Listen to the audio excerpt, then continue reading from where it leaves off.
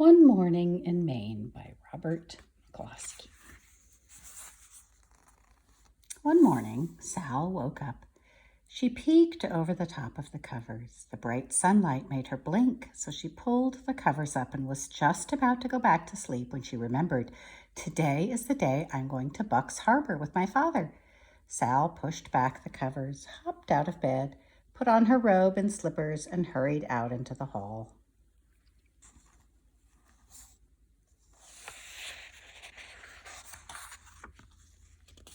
There was little Jane just coming out of her room. Sister Jane had wiggled out of her nightie, so Sal helped her put on her robe and slippers.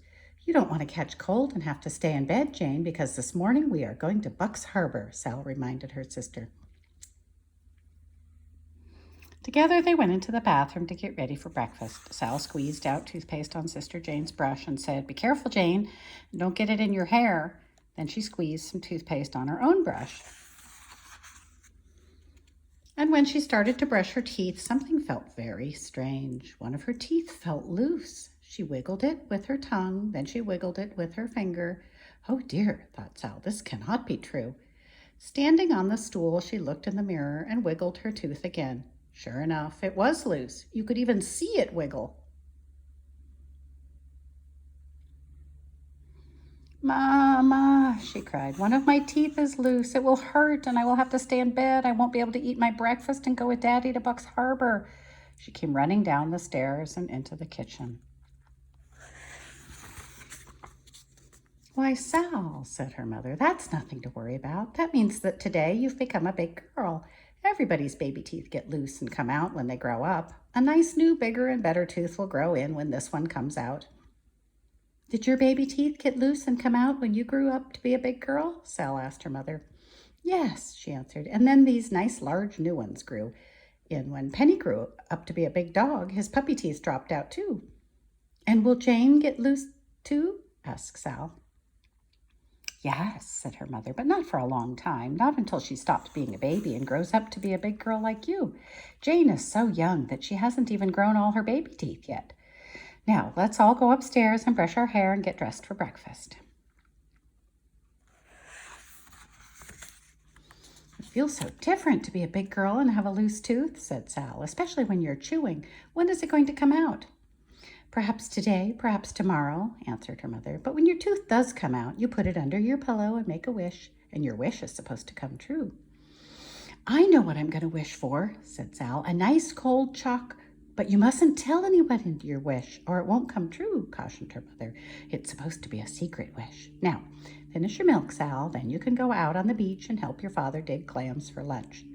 "I'm a big girl, and I can help him dig for a lot of clams fast," said Sal, "so we can hurry up and go to Buck's Harbor."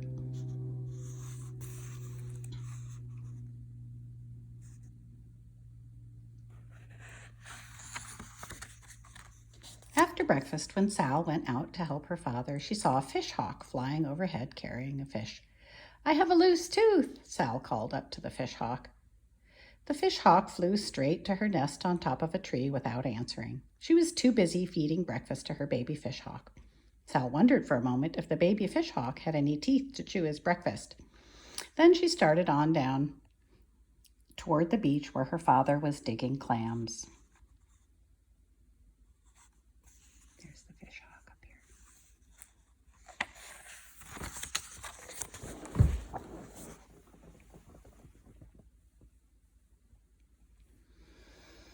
When she came near the water, she saw a loon. "I have a loose tooth," Sal called to the loon, "and today I have started to be a big girl."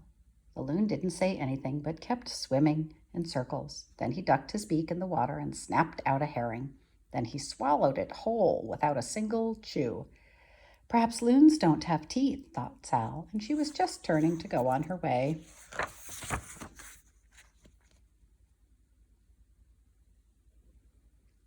When a seal poked his head up out of the water. "I have a loose tooth," Sal said to the seal, and the seal, being just as curious as most seals, swam nearer to have a good look. "See," said Sal, and she walked closer, right down onto the slippery seaweed at the water's edge. The seal swam nearer, and Sal was stooping nearer when... Uh-oh. Oops! She slipped on the seaweed and fell kasploosh. The seal disappeared beneath the water, and the loon laughed. Ho, ho, ho, ho, ho! Sal wasn't hurt a bit, so she laughed too. Then she got up carefully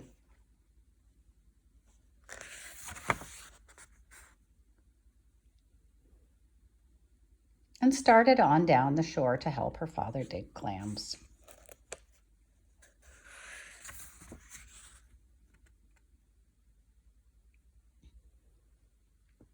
She paused to watch some seagulls having breakfast. They were dropping mussels down on a rock to crack the mussel shells, just like nuts. Then they flew down to eat the insides. Do seagulls have teeth? Wondered Sal as she wiggled her own loose one with her tongue. She thought of her secret wish and smiled, then hurried down the beach where she could see her father.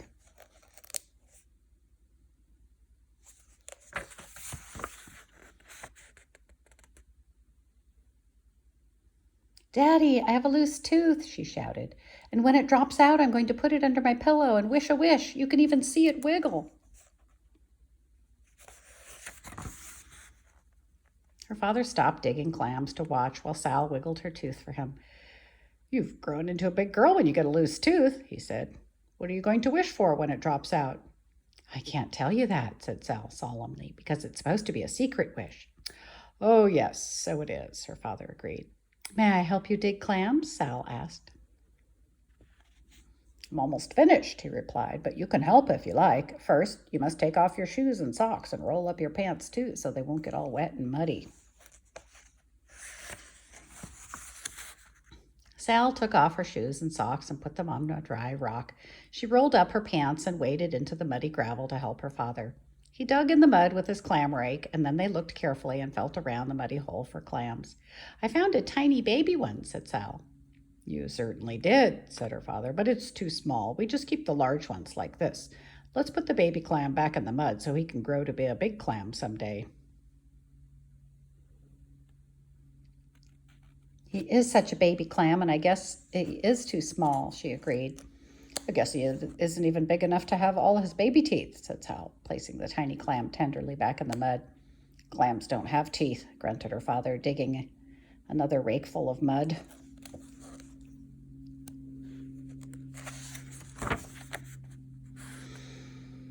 Not even big clams have teeth? Asked Sal. Not even big clams, her father assured her.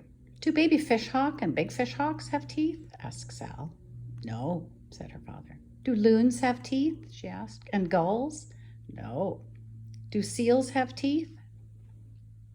Yes, they have them, he answered. And do their teeth get loose like this? Asked Sal, opening her mouth to show her loose tooth.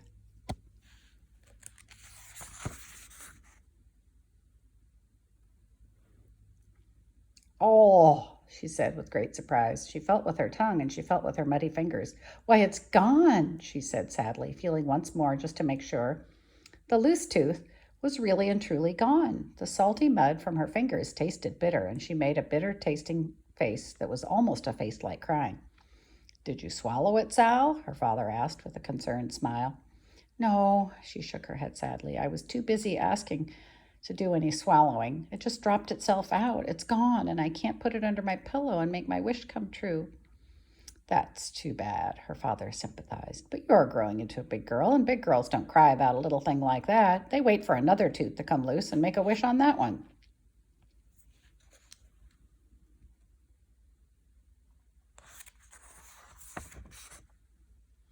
Maybe we can find my tooth where it dropped, said Sal, hopefully, feeling around in the muddy gravel where the clams live.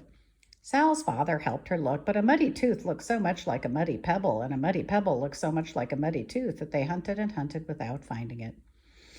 We'll have to stop looking and take our clams back to the house, Sal, her father said at last, or we won't have any time for the trip to the village. He washed off the clams in the clean salt water of the bay, and Sal reluctantly stopped looking and waded in to wash the mud from her feet and hands. I guess some clam will find my tooth and get what I wished for, said Sal. If we come back here tomorrow and find a clam eating a chocolate ice cream cone, why, we will have to take it away from him and make him give me my tooth back too, she said.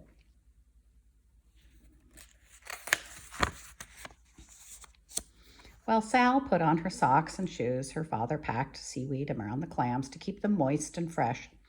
Now, let's hurry back to the house, he said, and in a few minutes we'll be on our way to Buck's Harbor in the boat to get milk and groceries. Okay, Sal answered, scrambling to her feet. She gave one last look at the muddy place where she'd lost her tooth and then started walking back along the shore with her father.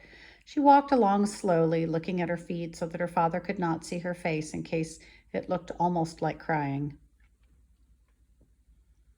Oh, see what I've found, she exclaimed, stooping to pick up a feather. It's a gull's feather, said her father, pausing for Sal to pick it up.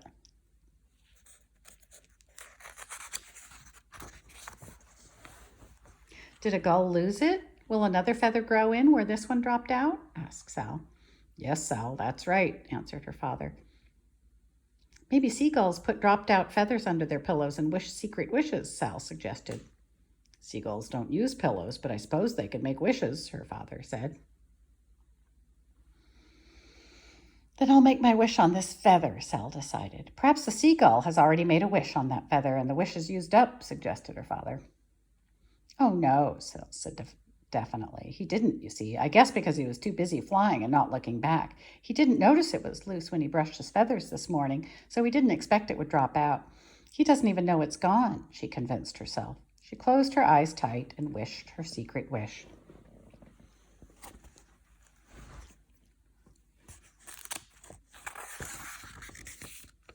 When they reached home, Sal's mother and Sister Jane were waiting with a box of empty milk bottles to return to the store and a list of things to buy. I'll have a nice clam chowder ready for your lunch when you get back, said Sal's mother, waving goodbye. I'll take good care of Jane, Sal promised. I'm a big girl and I can watch so she doesn't tumble into the water. Sal and Jane and their father went down to the shore and got aboard their boat.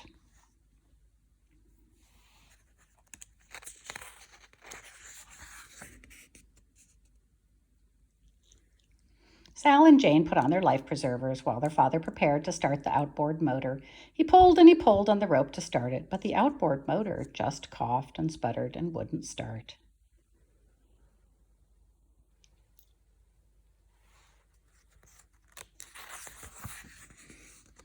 So he had to row the boat all the way across the bay to Buck's Harbor where the store was.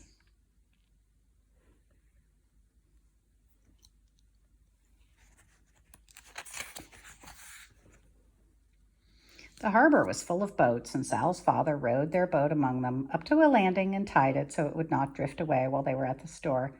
They all climbed ashore, and Sal's father brought along the milk bottles. He brought the outboard motor, too, so Mr. Condon, who ran the garage, could fix it. As they came up the path of the village, Mr. Condon was outside his garage putting gas into a car. I have a tooth out, Sal greeted, and our outboard motor won't run. My, such trouble, Mr. Condon commented, and after he had admired the empty place where Sal's tooth was missing. They took the outboard motor into the garage to find why it wouldn't run. Mr. Condon pinched a little with his pliers, tunked a bit with his hammer, and then, after selecting a large wrench, he took out the spark plug. Came right out just like that tooth of yours, didn't it, Sal? He said, holding it up to the light. Humph, he grunted, tossing it on the floor. Needs a new plug. Sal was just about to ask how long it would take for a new spark plug to grow in when Mr. Condon reached up on the shelf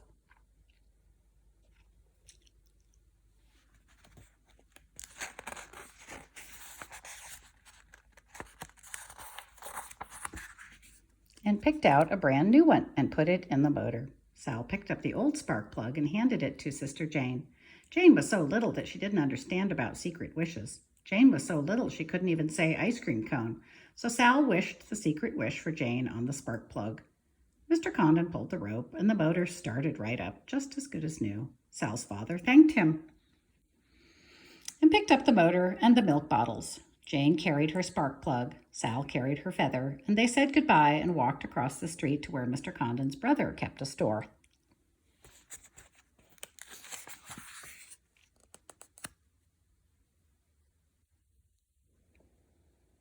Well, look who's here, said Mr. Condon, who kept a store. I have a tooth out, Sal shouted, returning Mr. Condon's greeting.